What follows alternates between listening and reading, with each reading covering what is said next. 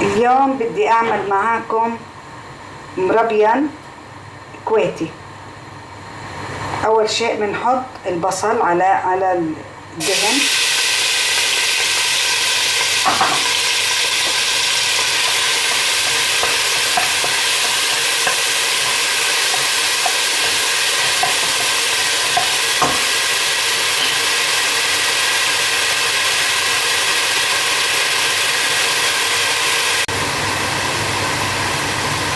بدبله شوية،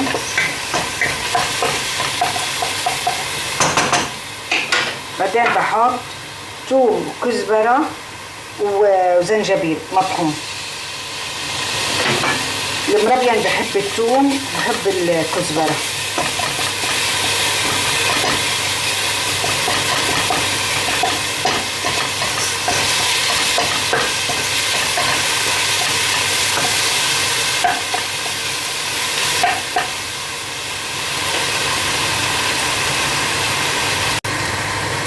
أنا بحب أحط عليه شوية معجون طماطم، شوي مو كتير، وبحب أحط عليه طماطم مهروسة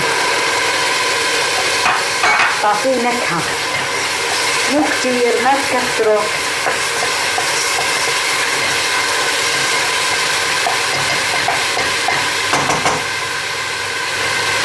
بعديها بحط عليه الروبيان، غاسلته، حط عليه شوية كزبرة وبهرته، بنقلبهم مع بعض.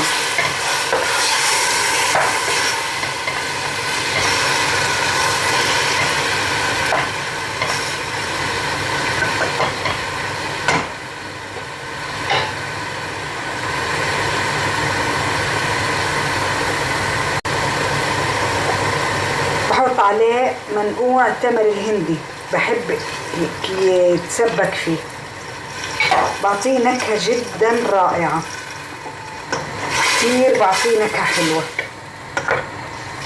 بخليه يتطبخ معاه تقريبا 10 دقايق.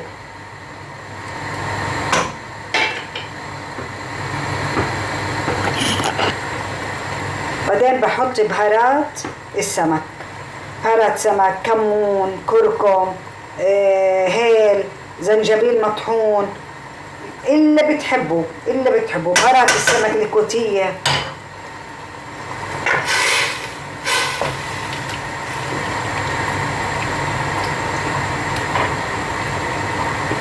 خلي مدة 10 دقايق يتسبك معه. بعدين بنحط عليه البهارات الصحيحة، بتعطيه نكهة حلوة. بعدين بحط عليه الكزبرة، بقدونس، شوية نعناع وشوية شبنت. هاي هي اللي بتعطيه النكهة يعني الخرافية للروبيان. الروبيان بحب الشبنت، بحب الكزبرة، بس أنا من عندي ضفت شوية بقدونس وشوية نعناع أخضر، بس إيش شوي ما تكتره، بس بعطيه نكهة كتير رائعة. هلا بعد ما خليتها تغلى 10 دقايق، بعدين بحط عليه الرز اللي شخلته نص شخلة، يعني إيش بغليه شوي بمي وبكب المي وبخليه يستوي الباقي هاي مع الروبيان، وبخليه 10 دقايق معاه، وبعدين بطفي عليهم. كونوا معاي، لا تروحوا مكان، خليكم معاي نشوفها خطوة بخطوة. سهلة جدا جدا، هي الأسماك والروبيان والهاي سهلة جدا، ما بدها ولا شيء.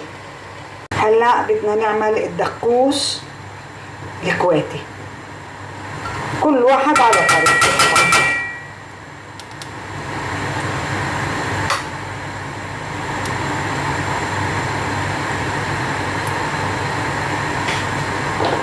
بعدين بنحط عليه الثوم، نحط عليه شوية كزبرة،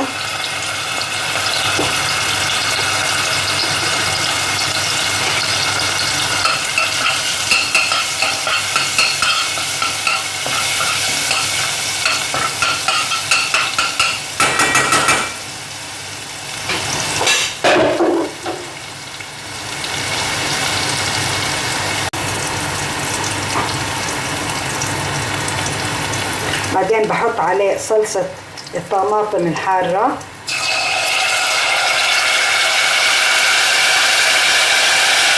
بحط عليه معجون الطماطم، بحط عليه لومي،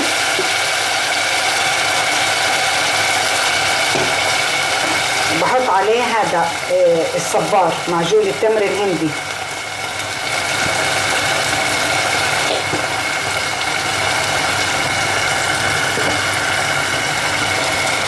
طماطم مهروسة،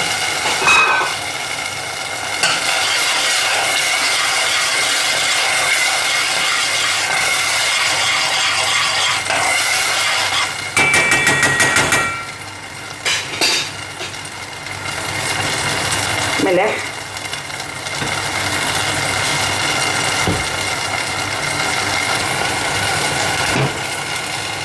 نضيف عليه مية،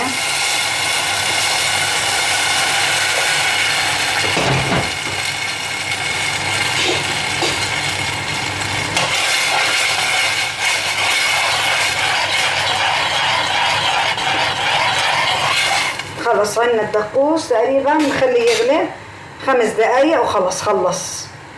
شفتوا اسهل من هيك طبخة؟ ما في. هي غليته 10 دقايق وخلص. هلا بطفي عليه. شوف كثافته كيف.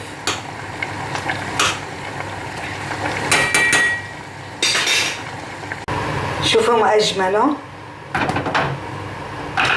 هلا بحط عليه شوية هيك سمن بلدي عشان يعطيه نكهة. بخليه 5 دقايق بس وخلص. خلصت الطبخة. شفتوا ما اسهل من هيك ما في.